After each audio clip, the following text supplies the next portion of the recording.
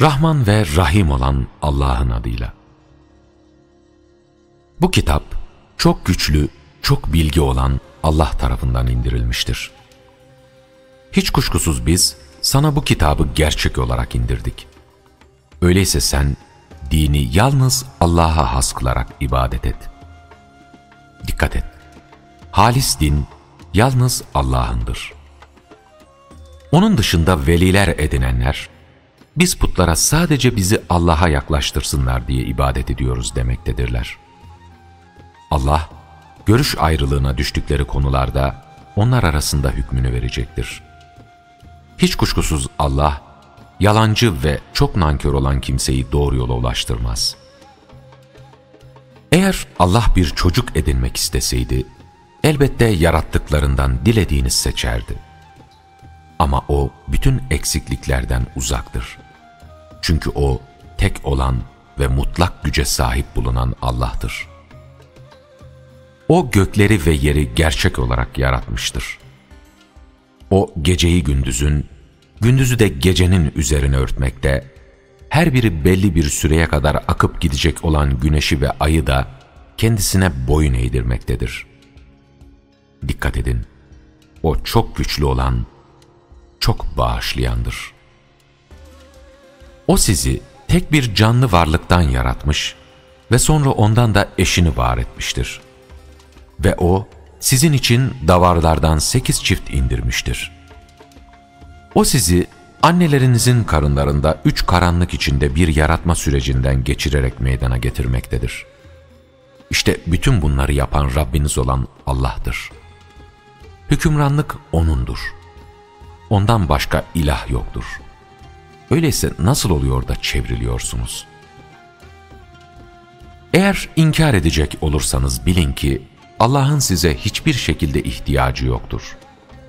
O, kullarının nankörlüklerinden asla hoşnut olmaz. Eğer şükredecek olursanız, bunu sizden hoşnutlukla karşılar. Hiçbir günahkar, başkasının günah yükünü yüklenmez. Sonunda dönüşünüz Rabbinize olacaktır. O size yapmış olduklarınızı bildirecektir. Çünkü O, göğüslerde olanı çok iyi bilendir. İnsan başı dara düştüğünde Rabbine yönelerek O'na yalvarır. Allah ona katından bir nimet verince de daha önce O'na yalvardığını unutur ve Allah'ın yolundan saptırmak için O'na eşler koşmaya başlar. De ki, sen inkarınla biraz daha eğlene dur. Çünkü sen cehennemliklerdensin. O inkar eden mi, yoksa geceleyin secde ederek ve ayakta durarak ibadet eden, ahiretten korkan ve Rabbinin rahmetini uman kimse mi daha iyidir? De ki, hiç bilenlerle bilmeyenler bir olur mu? Ancak akıl sahipleri düşünüp öğüt alırlar. De ki, ey inanan kullarım! Rabbinizden korkun. Bu dünyada iyilik yapanlara iyilik vardır. Allah'ın yeryüzü geniştir. Sabredenlere karşılıkları hesapsız olarak ödenecektir. De ki, bana dini yalnız Allah'a has kılarak O'na ibadet etmem ve Müslümanların ilki olmam emrolundu. De ki, eğer ben Rabbime isyan edecek olursam, o büyük günün azabından korkarım. De ki, ben dinimi yalnız Allah'a has kılarak O'na ibadet ediyorum. Siz O'nun dışında dilediğinize tapın. De ki, gerçekten ziyana uğrayacak olanlar, kıyamet gününde hem kendilerini hem de ailelerini ziyana sokacak olanlardır. Dikkat edin, işte apaçık ziyan budur. Onların üstlerinde de altlarında da ateşten katmanlar olacaktır. İşte Allah kullarını bu şekilde korkutmaktadır. Ey kullarım! O halde yalnız benden korkun. Tağuta kulluk etmekten kaçınıp Allah'a yönelenlere gelince, onlar için müjde vardır. O halde sen, bütün sözleri dinleyen, sonra da en güzeline uyan kullarıma müjdele. İşte bunlar, Allah'ın kendilerini doğru yola ulaştırdığı kimselerdir. İşte gerçek akıl sahipleri de bunlardır. Hakkında azap sözü gerçekleşmiş olanı, ateşte olanı sen mi kurtaracaksın? Rablerine sığınarak korunanlar için cennette üst üste yapılmış olan ve altlarından ırmaklar akan köşkler vardır. Bu Allah'ın verdiği sözdür. Allah verdiği sözden caymaz. Sen Allah'ın gökten bir su indirdiğini, onu yer altındaki kaynaklara kattığını, sonra da onunla türlü renklerde bitkiler çıkardığını görmüyor musun? Sonra bu bitkiler kurur da sen onları sararmış olarak görürsün. Sonunda Allah onları çer-çöpe dönüştürür. Kuşkusuz bunda akıl sahipleri için bir uyarı vardır. Allah'ın göğsünü İslam'a açtığı ve böylece Rabbinden bir nur üzerinde olan kimse, göğsü İslam'a kapalı olan kimse gibi midir? Öyleyse Allah'ı anma konusunda kalpleri katılaşmış olanların vay haline. İşte bunlar apaçık bir sapıklık içinde bulunmaktadırlar.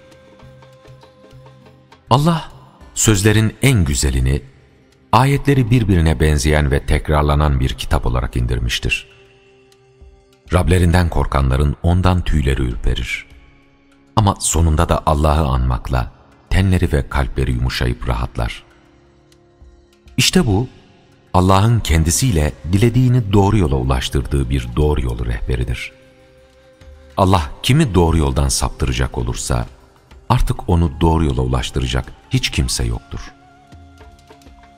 Kıyamet günü yüzünü o kötü azaptan korumaya çalışan kimse, hiç güvende olan kimse gibi olur mu? Zulmedenlere, kazandıklarınızı tadın denilecektir. Onlardan öncekiler de elçilerini yalanlamışlardı. Bu yüzden azap kendilerine beklemedikleri bir yerden gelivermişti. Böylece Allah onlara rezilliği dünya hayatında tattırmıştı. Ahiret azabı ise daha büyüktür. Keşke onlar bunu bilselerdi. Andolsun ki biz, düşünüp öğüt almaları için bu Kur'an'da insanlara her türlü örneği vermiş ve onu Allah'tan korkmaları için pürüzsüz Arapça bir Kur'an olarak indirmiş bulunuyoruz. Allah birbiriyle geçinemeyen birçok ortakların sahip olduğu bir adamla, yalnız bir kişiye bağlı olan bir adamı örnek olarak sunmaktadır. Bu ikisinin durumu bir olur mu? Övgü Allah'ındır. Ama onların çoğu bilmezler. Hiç kuşkusuz sen de öleceksin, onlar da ölecekler. Sonra siz kıyamet gününde Rabbinizin huzurunda birbirinizle davalaşacaksınız. Allah hakkında yalan söyleyen ve kendisine geldiğinde de gerçeği yalan sayandan daha zalim kim olabilir? İnkar edenler için cehennemde yer mi yok? Doğruyu getirenlere ve onu doğrulayanlara gelince, işte korunanlar onlardır. Onlara Rablerinin katında diledikleri her şey vardır. İşte bu, iyilik yapanların ödülüdür. Allah onların işlediklerinin en kötüsünü bile örtecek ve yaptıklarının en güzeliyle de onları ödüllendirecektir. Allah kuluna yeterli değil midir? Onlar seni Allah dışındaki şeylerle korkutuyorlar. Allah kimi doğru yoldan saptırırsa, artık onu doğru yola ulaştıracak hiç kimse yoktur. Allah kimi de doğru yola ulaştırırsa, artık onu da doğru yoldan saptıracak hiç kimse yoktur. Allah güçlü olan, intikam alan değil midir? Sen onlara gökleri ve yeri kim yarattı diye soracak olsan, onlar kesinlikle Allah'tır diyeceklerdir. De ki, öyleyse bana söyler misiniz? Eğer Allah bana bir zarar vermek istese, Allah'ın dışında taptıklarınız onun vereceği zararı giderebilirler mi? Ya da Allah bana bir nimet vermek istese, onlar onun vereceği nimeti engelleyebilirler mi? De ki, Allah bana yeter. Güvenenler ancak ona güvenip dayanırlar. De ki, ey kavmim, elinizden geleni yapın, çünkü ben de yapacağım. Siz yakında alçaltıcı azabın kime geleceğini, kalıcı azabın kimin üzerine ineceğini bileceksiniz. Biz sana kitabı insanların yararlanması için gerçek olarak indirdik. Artık kim onunla doğru yola ulaşmak isterse bu kendi yararınadır. Kim de doğru yoldan saparsa o da kendi aleyhine sapmış olur. Sen onların üzerinde bir vekil değilsin. Allah insanların canlarını ölümleri anında, ölmeyenlerin canlarını ise uykudayken alır. Ölümlerine hükmettiklerinin canlarını yanında tutar, uykuda olanlarınkini ise belli bir süreye kadar salıverir. Bunda hiç kuşkusuz düşünen bir toplum için ibretler vardır. Yoksa onlar Allah dışında bir takım şefaatçiler mi edindiler? De ki, onlar hiçbir şeye sahip olmayan ve akıllarını kullanmayan şeyler olsalar da mı? De ki, şefaat bütünüyle Allah'a aittir. Göklerin ve yerin hükümranlığı O'nundur. Siz sonunda O'na döndürüleceksiniz. Allah tek olarak anıldığında ahirete inanmayanların kalpleri daralır. Ama Allah'tan başkası anıldığındaysa hemen yüzleri güler. De ki, ey gökleri ve yeri yoktan var eden, görülmeyeni ve görüleni bilen Allah'ım! Görüş ayrılığına düştükleri konularda kullarının arasında ancak sen hükmedeceksin. Eğer yeryüzünde bulunanların tamamı ve bir o kadarı daha zulmedenlerin olsaydı, kıyamet gününde başlarına gelecek o kötü azaptan kurtulmak için onu mutlaka fidye verirlerdi. Çünkü daha önce hiç hesaba katmadıkları şeyler Allah tarafından karşılarına çıkarılacaktır. İşte o zaman onlar kazanmış olduklarının kötülükler olduğunu anlayacaklardır. Böylece dünyadayken alay konusu yaptıkları şeyler kendilerini çepeçevre kuşatacaktır. İnsan başı dara düştüğünde bize yalvarır. Ancak biz daha sonra ona kendimizden bir nimet verdiğimizde, bu bana ancak sahip olduğum bir bilgiden dolayı verilmiştir der.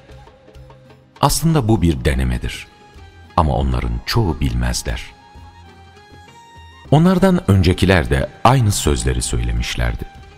Ancak kazandıkları şeyler kendilerine hiçbir yarar sağlamamıştı. Çünkü kazandıklarının kötü sonuçları kendi başlarına gelmişti. Bunların içinde zulmedenlere gelince, onların başlarına da kazandıkları şeylerin kötü sonuçları gelecektir. Onlar buna engel olabilecek değillerdir. Onlar Allah'ın dilediğine rızkı bol bol verdiğini, dilediğine de daralttığını bilmiyorlar mı? Hiç kuşkusuz bunda inanan bir toplum için ibretler vardır. De ki, ey kendileri aleyhine aşırı giden kullarım! Allah'ın rahmetinden ümidinizi kesmeyin. Çünkü Allah bütün günahları bağışlar. O gerçekten çok bağışlayan, çok merhametli olandır. Size azap gelip çatmadan önce Rabbinize yönelin ve kendinizi O'na teslim edin. Çünkü azap geldikten sonra size yardım edilmez. Siz hiç farkına varmadığınız bir sırada başınıza ansızın inecek olan azap gelmeden önce Rabbinizden size indirilenin en güzeline uyun. O gün kişi şöyle diyecektir: Allah'a karşı işlediğim kusurdan dolayı yazıklar olsun bana. Ben gerçekten de alay edenler arasındaydım. Ya da eğer Allah beni doğru yola ulaştırsaydı, kuşkusuz ben de sakınanlardan olurdum. Ya da azabı gördüğünde şöyle diyecektir: keşke ben bir kez daha dünyaya dönebilseydim de iyilik yapanlardan olsaydım. Allah buyuracaktır: hayır, sana ayetlerim gelmişti, sense onları yalanlamış, büyüklük taslayarak inkarcılardan olmuştun. Sen kıyamet gününde Allah hakkında yalan uyduranların yüzlerinin kapkara olduğunu göreceksin. Büyüklük taslayanlar için cehennemde yer mi yok? Allah takva sahiplerini ise iyi işleri yüzünden kurtuluşa erdirecektir. Artık onlara kötülük dokunmayacak ve onlar üzülmeyeceklerdir. Allah her şeyin yaratıcısıdır ve O her şeyi koruyup gözetendir. Göklerin ve yerin anahtarları O'nundur. Allah'ın ayetlerini inkar edenler ise ziyana uğrayacak olanlardır. De ki, ey cahiller! Bana Allah'tan başkasına kulluk etmemi mi söylüyorsunuz? Andolsun ki sana da senden öncekilere de, eğer Allah'a ortak koşacak olursan, amelin boşa gidecek ve sen de kesinlikle ziyana uğrayanlardan olacaksın diye vahyolunmuştur.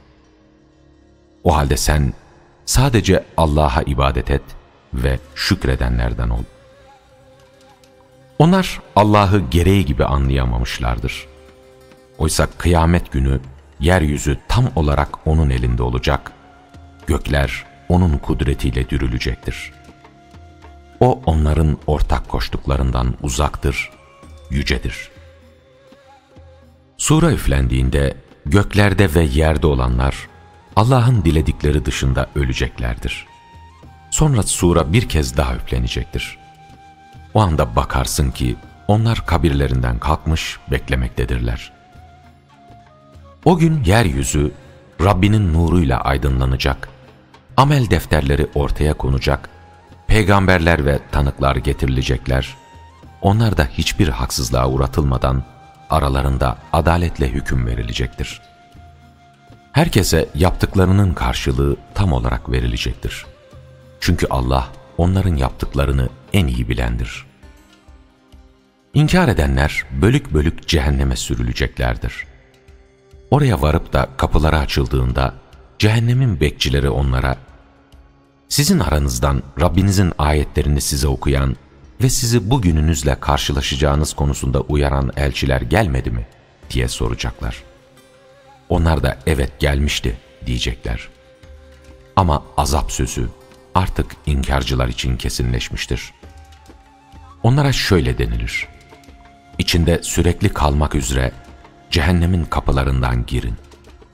Büyüklük taslayanların yeri ne kötüdür. Rablerine karşı gelmekten sakınanlarsa bölük bölük cennete sevk edileceklerdir. Sonunda oraya varıp da kapıları açıldığında cennetin bekçileri onlara, selam size, hoş geldiniz, artık temelli kalmak üzere girin buraya diyeceklerdir. Onlar da övgü bize verdiği sözü yerine getiren ve bizi dilediğimiz yerinde oturacağımız bu cennet yurduna mirasçı kılan Allah'ındır diye karşılık vereceklerdir. İyi işler yapanların ödülü ne güzeldir. Sen melekleri de arşın çevresini kuşatarak Rablerini övgüyle tesbih ederlerken görürsün. Artık insanlar arasında adaletle hükmedilmiş ve övgü alemlerin Rabbi olan Allah'ındır denilmiştir.